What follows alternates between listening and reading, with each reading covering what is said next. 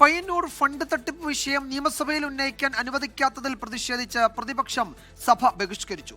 CPM പ്രതിരോധത്തിലായതുകൊണ്ടാണ് അടിയന്തര പ്രമേയ notice നിരാകരിച്ചതെന്ന് പ്രതിപക്ഷ നേതാവ് വി.ഡി. സതീശൻ ആരോപിച്ചു. സ്പീക്കർ അനീതിയാണ് കാട്ടിയതെന്നും പ്രതിപക്ഷ നേതാവ് കുറ്റപ്പെടുത്തി. അടിയന്തര പ്രാധാന്യമുള്ള വിഷയമല്ലാത്തതുകൊണ്ടാണ് നോട്ടീസിന് അനുമതി നൽകാതിരുന്നത് എന്നാണ് സ്പീക്കറുടെ വിശദീകരണം.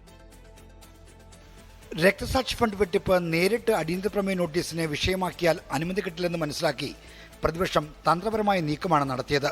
ഫണ്ട് വെട്ടിപ്പിനെതിരെ പയ്യന്നൂർ MLA ഓഫീസിലേക്ക് മാർച്ച് നടത്തിയ കോൺഗ്രസ് പ്രവർത്തകരെ മർദ്ദിച്ചത് ചർച്ച ചെയ്യണമെന്നായിരുന്നു റൂൾ 50 പ്രകാരമുള്ള നോട്ടീസിലെ ആവശ്യം. എന്നാൽ അതും സ്പീക്കർ നിരാകരിച്ചു. പയ്യന്നൂരിൽ പ്രതിഷേധം നടത്തിയ കോൺഗ്രസ് പ്രവർത്തകരെ CPM പ്രവർത്തകർ മർദ്ദിച്ചു, പരിക്കേൽപ്പിച്ചു എന്ന് പറയപ്പെടുന്ന സംഭവത്തെ സംബന്ധിച്ചാണ്. ചട്ടം 50 പ്രകാരം സഭാ നടപടികൾ നിർത്തിവെച്ച് ചർച്ച ചെയ്യാൻ പര്യാപ്തമായ അടിയന്തര പ്രാധാന്യമില്ലാത്തതിനാൽ പ്രസ്തുത നോട്ടീസ് പരിഗണിക്കുവാൻ നിർവാഹമില്ലെന്ന് അറിയിക്കുന്നു.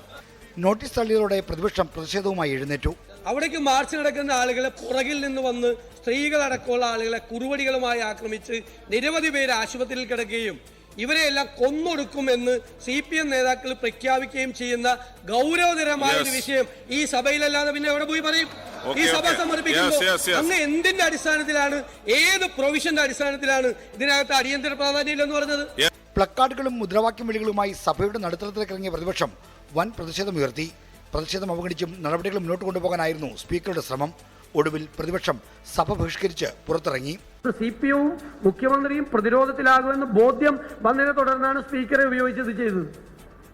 അനീതിയാണ് സ്പീക്കർ ചെയ്തത്. നിയമവിരുദ്ധ റൂൾസ് ഓഫ് പ്രൊസീജിയറിന് വിരുദ്ധമായിട്ടാണ് ചെയ്തത്. രക്തസാക്ഷി ഫണ്ട് തട്ടിപ്പ് വെളിപ്പെടുത്തിയ വി. കുഞ്ഞികൃഷ്ണന്റെ ജീവനെ ഭീഷണിയുണ്ടെന്നും സർക്കാർ സംരക്ഷണം നൽകണമെന്നും പ്രതിപക്ഷ നേതാവ് ആവശ്യപ്പെട്ടു. കുഞ്ഞികൃഷ്ണന് UDF പിന്തുണ നൽകുമെന്നും അദ്ദേഹം വ്യക്തമാക്കി. 24 തിരുവനന്തപുരം. ലോകത്തെവിടെയായാലും ഏത് സമയത്തും 24 വാർത്തകളും ഓഗ്മെന്റഡ് റിയാലിറ്റി പാക്കേജുകളും എക്സ്പ്ലെയിനറുകളും വിശദമായി കാണാൻ ഞങ്ങളുടെ YouTube ചാനൽ നിങ്ങൾക്ക് സബ്സ്ക്രൈബ് ചെയ്യാം.